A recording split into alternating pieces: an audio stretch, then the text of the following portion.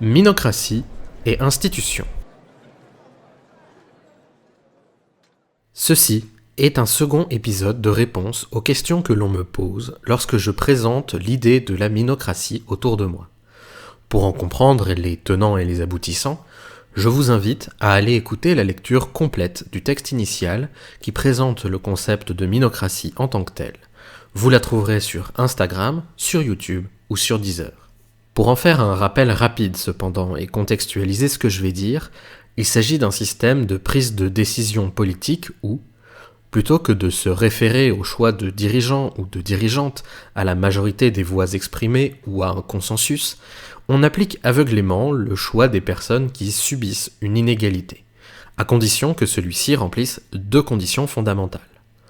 À savoir, ne pas proposer quoi que ce soit qui puisse empêcher d'autres personnes subissant des inégalités de réclamer des réformes à leur tour de l'exacte même manière, et ne pas imposer à d'autres que soi-même des conséquences qui ne soient pas immédiatement réversibles par une autre décision politique. Et la question qui se pose naturellement, une fois qu'on a dit ça, et que l'on me pose souvent, est la suivante. Mais du coup, concrètement, comment ça se passe ? À quoi ressemble une institution qui valide ou invalide les propositions de loi en minocratie ? En effet, je n'aborde pas vraiment le sujet dans le texte de base, et ce volontairement. J'explique dans le chapitre 9 comment les choses se déroulent rapidement dans les grandes lignes. Il y a un droit inaliénable de tout un chacun à réclamer des réformes au nom d'une inégalité subie. Puis on vérifie que la personne qui réclame subit réellement l'inégalité invoquée, et que la loi ne comporte pas de clause qui pourrait empêcher qui que ce soit de réclamer des réformes de l'exacte même manière, ou qui imposerait à d'autres que cette personne des conséquences irréversibles. Et si c'est le cas, la loi est validée, sinon elle est rejetée. Évidemment, cela suppose que des gens, des individus, des membres de la société, vont devoir s'occuper de faire cette vérification. Et la véritable question est, qui aura le pouvoir de décider de telles choses ? Est-ce que ce sera un ou une présidente élue, un monarque ayant hérité de son pouvoir, une élite d'experts et d'expertes de ces questions, des gens riches, des nobles, des cadres, des salariés, des gens tirés au sort, une assemblée élue, des juges, l'ensemble des citoyens et citoyennes ? Est-ce qu'il faut que les gens tranchent la décision à la suite d'un débat public ou que chacun vote dans un isoloir ? Est-ce qu'il faut que cette décision soit prise à la majorité absolue, à la majorité relative, à la majorité renforcée, à l'unanimité ? Eh bien, à tout cela, ma réponse est globalement la même. Ça n'a aucune sorte d'importance. Tout cela peut tout à fait fonctionner en soi, car oui, la minocratie n'est pas une question d'institution, mais simplement un ensemble de règles à suivre pour déterminer quelles lois sont bonnes ou mauvaises, doivent être validées ou non. En somme, ne pas questionner le contenu de la loi, mais simplement répondre à 3 questions. Est-ce que la proposition de loi vient de personnes qui subissent l'inégalité invoquée dans leur réclamation ? Est-ce que la proposition de loi contient des clauses qui peuvent empêcher d'autres personnes à l'avenir, même temporairement, de réclamer des lois de l'exacte même manière ? Est-ce que la proposition de loi contient des clauses qui peuvent imposer à d'autres que les personnes qui ont proposé la loi des conséquences non immédiatement réversibles par d'autres lois ? Et si la réponse à ces 3 questions est oui, puis non et non, alors approuvez la loi. Et ça, un roi ou une reine peut tout aussi bien le faire qu'une assemblée élue au suffrage universel, qu'un juge ou qu'une juge, ou même qu'un jury tiré au sort.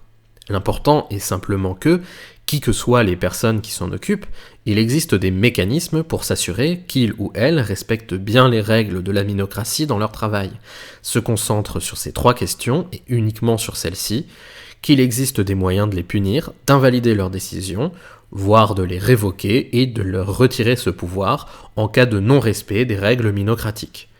En somme, il faut qu'une institution judiciaire indépendante existe et dispose des moyens nécessaires pour prendre des mesures contre les personnes chargées de valider et d'invalider les lois en cas de besoin. Et c'est, en théorie, quelque chose que l'on trouve dans tout état de droit, voire qui existe déjà dans un certain nombre de démocraties représentatives actuelles. C'est la raison pour laquelle je n'aborde pas la question dans mon texte à l'origine. Cela n'a pas vraiment d'intérêt en soi. Certes, de mon côté, je penche plutôt pour des jurys tirés au sort devant prendre leurs décisions par consensus après délibération publique. Tout simplement parce que c'est ce qui me paraît, à moi, être le plus efficace pour statuer rapidement sur des lois tout en limitant au maximum le pouvoir personnel de celles et ceux qui les valident. Mais d'autres trouveront peut-être plus pertinent de mettre en place d'autres façons de faire. D'ailleurs, je suis curieuse de savoir comment vous imaginez vous-même les choses, n'hésitez pas à en faire part en commentaire. Alors voilà, si vous voulez savoir comment prendre des décisions minocratiques au sein de votre groupe d'amis, sachez que vous n'avez pas besoin de vous organiser de manière spéciale. Gardez simplement en tête quand quelqu'un demande un changement au sein du groupe, les 3 fameuses questions. Est-ce que cette personne subit bien une inégalité au sein du groupe ?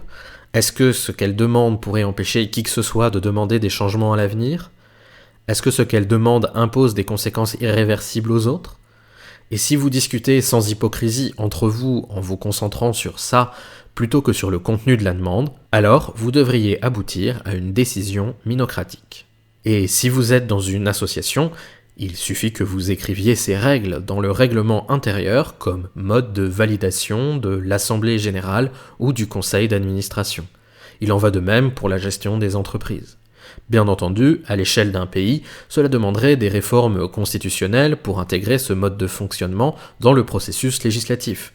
Cependant, encore une fois, cela ne nécessiterait pas forcément de transformer trop radicalement les institutions en tant que telles. Si l'on tient à conserver une assemblée de députés élus au suffrage universel tout en lui imposant de travailler de manière minocratique, c'est tout à fait possible.